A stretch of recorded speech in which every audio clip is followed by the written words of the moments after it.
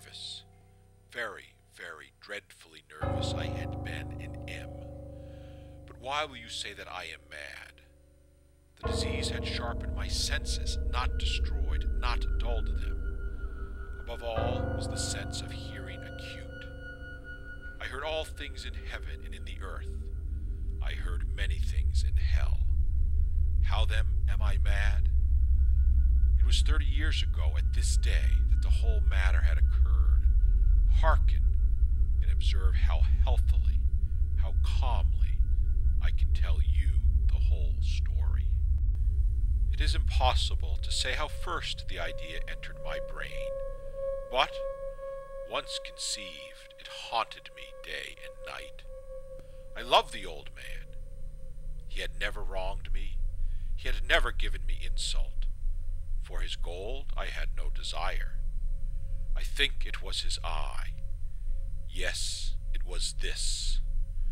One of his eyes resembled that of a vulture, a pale blue eye with a film over it. Whenever it fell upon me, my blood ran cold.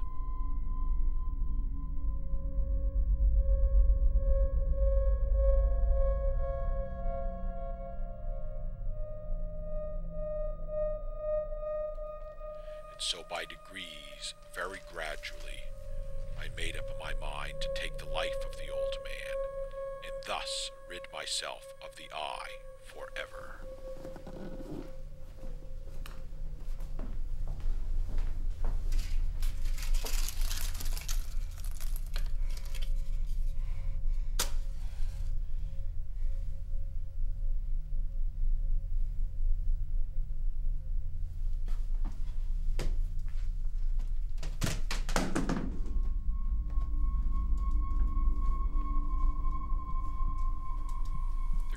My ears a low, dull, quick sound, such as a watch makes when enveloped in cotton.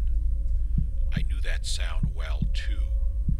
It was the beating of the old man's heart. It grew quicker and quicker and louder every instant. The old man's terror must have been extreme. I thought that the heart must burst. And now a new anxiety seized me. The sound would be heard by a neighbor. The old man's hour had come. With a loud yell, I threw open the lantern and leaped into the room. The old man was dead. I took up 3 planks from the flooring of the chamber and deposited all between the scantlings. I then replaced the board so cleverly, so cunningly, that no human eye, not even his, could have detected anything wrong. When I had made an end of these labors, it was 4 o'clock, still dark as midnight. As the bell sounded the hour, there came a knocking at the door. I went down to open it with a light heart, for what had I now to fear? There entered men who introduced themselves with perfect suavity as officers of the police. I took my visitors all over the house. I bade them search well. I led them, at length, to his chamber.